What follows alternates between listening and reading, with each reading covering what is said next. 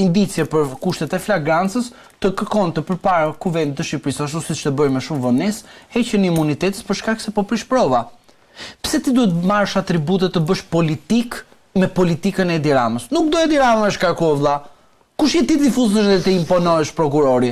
Pra prokurori një person, një shtet shqiptar, punojës i shtetit, futet dhe thotë më iq tani këtë ministër se po më prish prova. Zotri, tek neni 288 i kodit të procedurës dhe te kushtetuta 73, ta kemi thënë qartë se Drejtësinë janë rrugët e tua. Drejtësinë nuk e bën prokurori, zotri. Drejtësinë në koncept e bën vetëm gjykata. Gjykata e miratoi kërkesën për pezullimin. Po normal. Gjykata pra, unë me drejtësisht. Erion Çela, edhe sikur të çojë edhe një gomar, ta merrte edhe vendosë të pandeur. Erion Çela më lërë të një edhe të tjerë do ta vendosin arrest në burg. Drejtësi, në konceptin tim tash se po e bëj personale, po them se kuptoj. Unë do të thotë, të pengosh një zyrtar publik që vjedh paratë e qytetarëve shqiptar. Kjo është drejtësi. Para gjyko fjalën është drejtësi apo jo? Ku e din ti që vjedh ajo më zotri?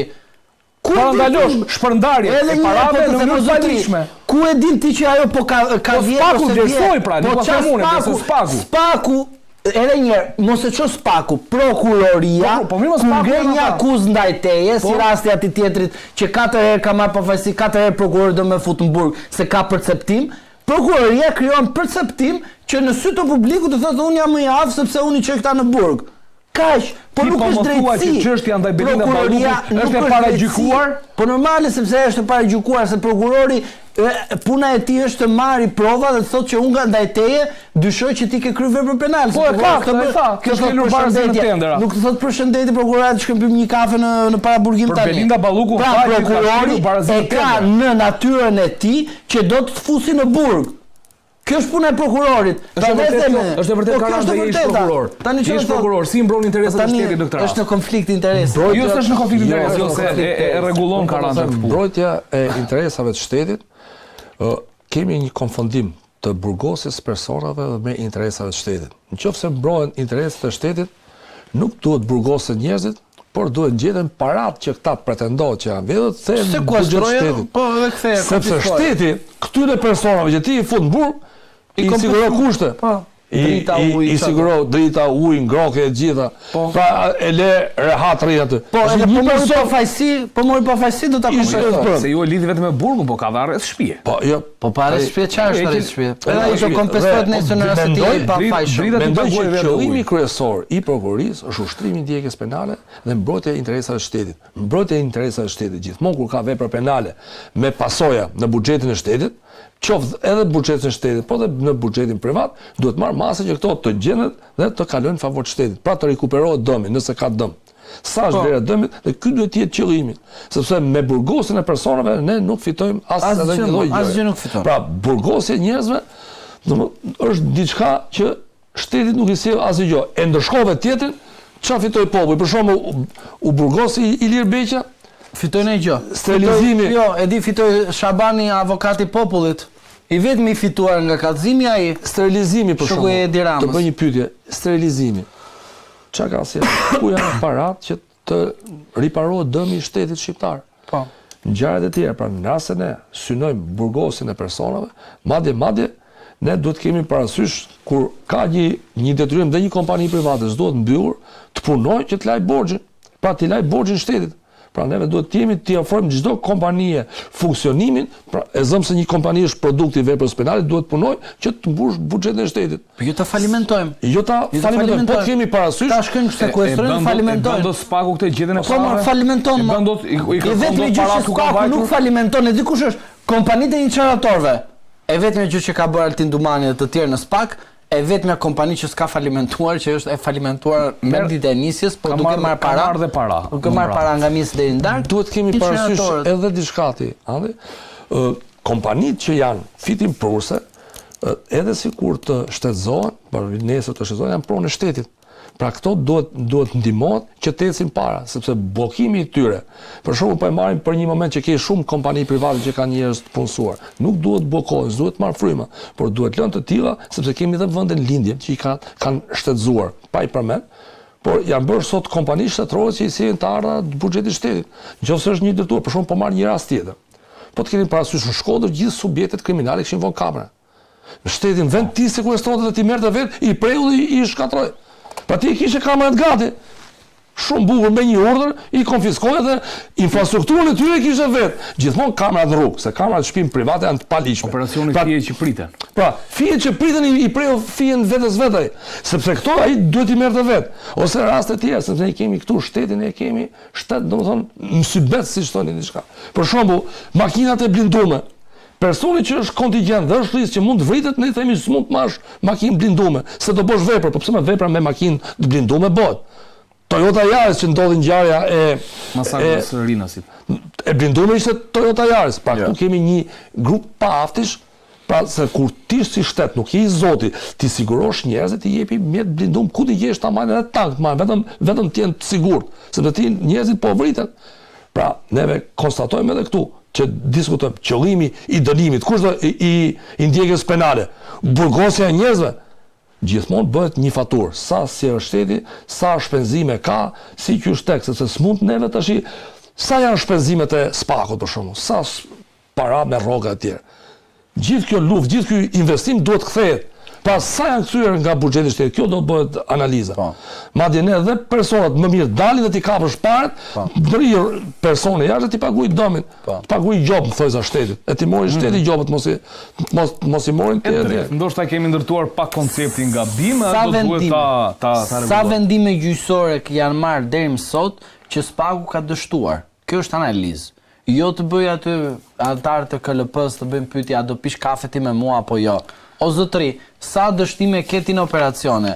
Të kanë dështuar apo jo operacionet e ndjekjes penale? Sa persona ke fut në burg të pafajshëm edhe i ke kalbur dhe gjykata europiane ka marrë vendime dhe ka thonë që nuk është bërë një gjykim i drejtë. Pra, në rastin e një hetimit të duhur administrativ për të kuptuar gabimet, bëhet me objektivitet. Deri më sot nuk është bërë.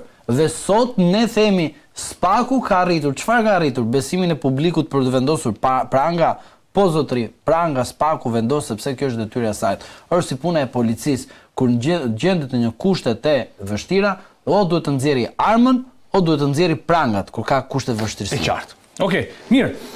Ne do të ndalemi tek një çështje për sa i përket krimit, do të ndalemi tek vrasja e Jani Aliajt pak minuta dhe për të rikthyer sërish tek diskutimi për sistemin e drejtësisë ku do të flasim për dënimin e pretenduar tashmë ndaj gjyqtares posaçme Irina Gjoka, por edhe për kërkesën e Veliajt në raport me heqjen nga trupa hetuese e prokurorit Olsdado, pasi sipas tij nuk ka shkollën e magjistraturës. Mirë, të lutem regjia, kalojmë insertin për sa i përket vrasjes së Jani Aliajt dhe unë rikthehem për diskutim me ish prokurorin Karanja dhe avokatin Zhlima. I vendosur prej kohësh në shënjestër të rivalëve të tij, Jani Aliaj nuk mundi t'i mbjetonte cikli të akmarrjes që e kishte ndjekur për vite me radhë. Fundi i tij erdhi brenda mureve të burgut, aty ku historia e dhunës dhe armiqësive personale duket se nuk njeh as izolim dhe as kontroll. Teksa ndodhej prej rreth një viti në burgun e sigurisë së lartë të Korydallos në Greqi, ku ishte transferuar pas arrestimit në fund të 2024-s. Jani Aliaj mbeti viktimë e një sulmi brutal nga një tjetër i burgosur. Ai u vra me një thik të improvizuar në rrethana që po hetohen nga autoritetet greke. Mediat fqinje raportojnë se vetëm 6 muaj më parë, Aliaj kishte qenë objekt i një atentati brenda institucionit, atentat të cilit arriti të mbjetonte në atë kohë. Pas atij episodi, ai ishte marrë në mbrojtje të posaçme nga sistemi i sigurisë së burgjeve dhe ishte vendosur në një dhomë me një ish oficer policie të dënuar për trafik droge. Por këtë herë, 2 goditjet e thikës në qafë rezultuan fatale. Jani Aliaj, 48 vjeçari nga Tepelena i njohur me pseudonimin Xheku i Tmerrshëm, u arrestua më 31 dhjetor të 2024 në Athinë. Me një identitet tjetër ishte fshehur drejtësisë shqiptare për rreth 9 vite. Në vitin 2016, në një lokal në zonën e ish-bllokut në Tiranë, Aliaj ekzekutoi me një pistolet mulli Elton Chichon, gjithashtu nga Tepelena. Vrasja në kryeqytet ishte kulmi një lufte të gjatë mes këtyre dy burrave, një konflikt që kishte zanafill vite më herët në vendlindjen e tyre. Në fillim të viteve 2000, Jani Aliaj kishte goditur për vdekje me thik një 20 vjeçar nga Tepelena, shok fëmirie i Elton Chichos, që nga ajo ditë Chicho u betua për akmarrje. Ironikisht, kjo ndjenje përbashkët armiqësie i bashkoi përkohësisht edhe pasekurave. Të dy përfunduan në burgun e Korydallos në Greqi për vepra të ndryshme penale, ku ndodhi edhe përplasja e parë e tyre fizike. Më pas, Pasi u liruan, konflikti u rikthye me intensitet edhe më të madh, duke u shndërruar në një seri atentatesh të njëpasnjëshme. Në janar të 2016-s, Chicho tentoi ta vriste Aliej në Tiranë e më pas në Gjirokastër ku e plagosi lehtë, por pa arritur ta eliminonte në atë kohë. Vetëm disa muaj më vonë në maj po të atij viti, Aliej reagoi gjakftot, e vrau Elton Chicho në një lokal në ish blok, ndërsa ky i fundit ndodhi në një shoqërinë e një mjeku dhe një gazetari. Rrethana e mos ekstradimit të Jani Aliejt në Shqipëri, donse u arrestuan në ditën e fundit të vitit 2024 dhe qëndroi në Greqi deri në janar të 2026-s, mbetet ende e paqartë, megjithëse kjo lidhet me faktin se edhe në Greqi Aliej kishte probleme serioze me drejtësinë. Ai ishte arratisur më herët nga burgu i Korfuzit ku vuante dënimin për vepra të rënda penale, përfshirje dhe vrasje. Chicho dhe Aliej, të dy nga Tepelena, kishin një histori të gjatë konfliktesh, të cilat dyshohet se kishin nisur nga prishja e pazareve të drogës mes grupeve të tyre. Një tjetër pistë lidhet me faktin se Aliej kishte vrarë Elton Chichos, një shok familje, duke ndezur një zinxhir hakmarrjesh, atentatesh dhe ekzekutimesh. Pasi i qëndruan të dy për disa kohë në burgun e Greqisë, Aliej doli me leje dhe nuk u kthye më duke u shpallur në kërkim. Më pas u lirua edhe Chicho, çka japi rrugë për shkallëzimin të konfliktit. Më 1 maj 2016, Aliej organizoi dhe kreu ekzekutimin e Elton Chichos. I maskuar me paruka i hyri në lokalin pranë stadiumit Selman Stermasi dhe qelloi Chichon duke vrarë mbi tavolinë. Pas krimit, Aliej u largua nga vendngjarja dhe u shpall në kërkim për vrasje për hakmarrje. Në pranga në atë kohë dhe Renato Miloshi, i cili në vitin 2017 u dënua me 8 muaj burg nga gjykata e Tiranës për moskallëzim krimi. Autorësia e vrasjes u zbardh pas zgjedhjes së një bishti cigare të hedhur pranë vendngjarjes nga Aliej. Pas krimit, ai u largua me makinë nga Renato Miloshi, djali i Jusni Miloshit, i dënuar vetëm për moskallëzimin e këtij krimi. Ndërkohë dhe Elton Chicho ishte i përfshirë në një sër ngjarjesh të tjera kriminale, përfshirë vrasje dhe akte hakmarrje, të nisura pas dënimit të prindërve të tij të moshuar gjatë një grabitje në banesë në Tepelen në vitin 2015. Mirë pra, nga to se çfarë dyshohet deri tani është një vrasje e cila rezulton dhe del si konkluzioni një hakmarrje 26 vjeçare me një vrasje që nisi në vitin 2000, një shoki Elton Chichos e më pas dhe vrasja e Elton Chichos nga Jani Aliej në vitin 2016. Karanxha, si e pati ju këtë ngjarje vrasjen e Jani Aliejt në burgun e Greqisë në Korydalo? Po të ke parasysh është një sage e vjetër hakmarrjesh. Fillimisht ta njerëz, personat të përfshirë në të ngjarje kriminale kanë qenë shok me njëri tjetrin, por siç ndodh gjithmonë me shqiptarët që zihen me njëri tjetrin, ndodh që vrasi shoku shokut, se dy miqë kanë qenë shok para është një rreth shoqëror që kanë pas lidhje me njëri tjetrin. Ngjarjet kanë ndjekur njëra tjetrën dhe po të kemi parasysh ngjarja e fundit që është, si thosh, kulmi i ngjarjeve të njëpasnjëshme. Ka pasur edhe një atentat të përpashëm të dështuar, kurse ngjarja e fundit ka rezultuar fatale. Tani duhet kemi parasysh se personat që shmarr jeta brenda ambienteve të burgut. E para, pra domethënë ka qenë përgjegjësi e autoriteteve greke ti ofrojnë siguri këtij personi, po i kanë ofruar gjithë llojet e sigurive, kanë kaluar nga ana grave e tjerë. Domethënë shohim një hakmarrje të tillë, që pavarësisht parandalimeve të bëra nga autoritetet e burgjeve ka qenë e pashmangshme. Konstatohet që edhe në burget greke, që është një vend i Bashkimit Evropian, ndodhin ngjarje. Ka ndodhur ngjarje të mëparshme. Ka ndodhur largime nga vendi i qëndrimit. Po të kemi parasysh të krahasoj me burgjet e Shqipërisë, ose po i them ashtu, po jemi më për sa i përket pasojeve të veprave, domethënë pasojeve veprave penale që kanë ndodhur, jemi më mirë në kuptimin e statistikave me pasojeve të ndodhura në burgun. I kemi të sigurta deri diku, kemi të sigurta përveç rastit të robozhimit ka mbështypjen që nga Sokol Mjase që vrau rasti i Peqinit, domethënë rasti i Peqinit, pra në përgjithësi kemi. Kjo është një ngjarje e paralajmëruar. Këta kanë një hakmarrje të vjetër midis njëri tjetrit dhe ka ndodhur shumë ngjarje. Dhe tani personi që ka bërë vrasjen, nga dhënat që kemi parë nga media, ka qenë i akuzuar për një vrasje tjetër, është një shtetas grek, dhe gjatë ajrimit ka gjetur momentin me një mjet të simuluar, pra me një mjet të fortë, të cili i ka sjellë pasojën fatale që është marrja e jetës. Por ky person nuk ka pasur, autori nuk ka pasur konflikte drejt për drejt me viktimën. Është një diçka që tregon që mund të jetë porositur nga persona të tjerë. Do jenë organet greke që po do hetojnë rastin, por pasoja ka ardhur. Pra kemi të bëjmë me një eliminim fizik të një shtetës si shqiptar në burgje. Nuk mund të themi për shkakun që personi që shikoj çun për të vrarë, ata kanë marrë maset brenda mundësive për me, sepse burgje, një person që është në burg për shkakun, merr gjithmonë i vret mendjen si të bëj një pasojë. Edhe në çdo vend botës që ke sende të paligjshme, në Amerikë, kudo që shohim që madje janë bërë dhe subjekte filmash, që sende të paligjshme futen, deportojnë. Thik, improvizojnë thika, bëhen shpata me mjete të forta mprece, por duhet kemi parasysh se kemi me një hakmarrje të ashpër, me pasoja të ashtu, dhe ka rezultu me ngjarjen e rëndë me fatalitetin. Kanë kosto që duhet paguaj grupi për shembull që ka, le të themi, ka pasur për hasën tashmë Jani Aliajn.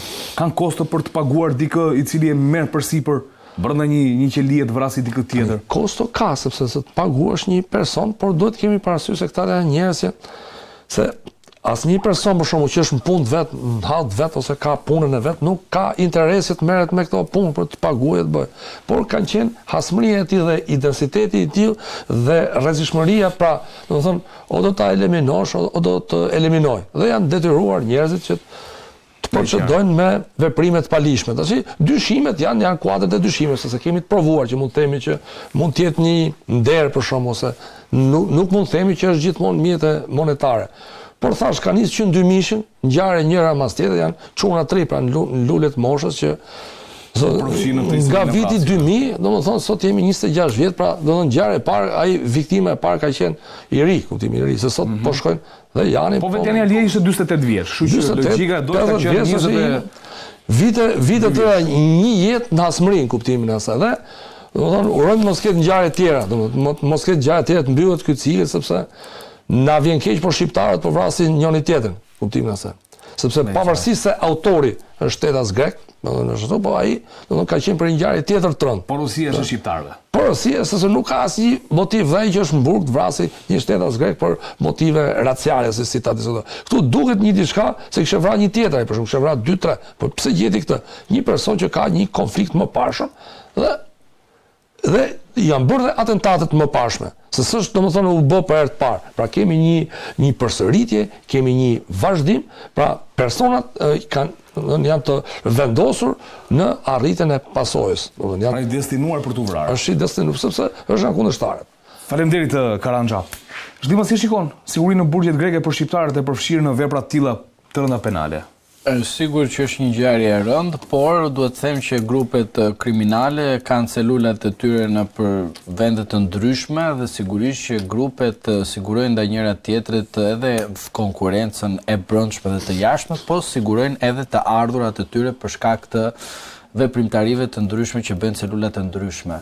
Por unë dua të qëndroj tek pjesa e një vrasje të tillë brenda burgjeve greke, duke parashtruar tek opinioni publik që në legjislacionin penal grek nuk dënohet personi me burgim të përjetshëm, pavarësisht se vepra është e rëndë penale dhe mund të dëgjohet vazhdimisht në media greke që personi u dënuar në burgim të përjetshëm 2, 3, 4 herë, por ajo në cilësinë ose më mirë në aspektin procedurial grek është që burgimi i përjetshëm nënkuptohet me 2, 3, 4 vite burg plus të person që është dhënë në fazën e parë. Po një burgim i përjetshëm sa vite shkon? Në Republikën e Shqipërisë burgimi i përjetshëm është ku të perëndoi dielli, ndërsa ku në Republikën e Greqisë në kodin penal është kur të vendos maksimumin dhe gjykatës që vendos diku tek 20 vite plus një vit, plus burgimi i përjetshëm një herë, atëherë shkojnë 2 vite plus varë sa ke bërë burgim përjetshëm, edhe pastaj ulet dhe shkon në maksimumin 15 vite burg edhe me disa kushte të tjera për vrasje mund të dalësh për pothuajse 80 vjeçari del për vrasje. Mirë. Pra, vetë legjislacioni grek, duke marrë një direktivë të Bashkimit Evropian, e ka normuar tek ligji i brendshëm dhe e ka vendosur në pajtim me të drejtat dhe lirive themelore që burgimi i përjetshëm në vendet e Bashkimit Evropian nuk aplikohet. Dhe sidomos edhe në Shqipëri, në rast se Shqipëria e merr atë direktivë, tani që është në fazën e para integrimit, mund ta vendosi dhe burgimi i përjetshëm në Republikën e Shqipërisë do të hiqet për shkak se është një direktivë e Bashkimit Evropian. Kam një pyetje. Personi që vrau Jani Aliajn. Personi që vrau Jani Aliajn. Ka pasur burgim përjetshëm, po themi 20 vite. Po. Tani vrau Jani Alieni, shtot një tjetër burgim i përjetshëm plus 2 vite i bie? Jo, kjo është në varësi gjithmonë të atyre fakteve që ka ai në sa akoma ka dënim për të bërë. Ai normalisht do shkojë tek 20 vite dhe do ulet automatikisht.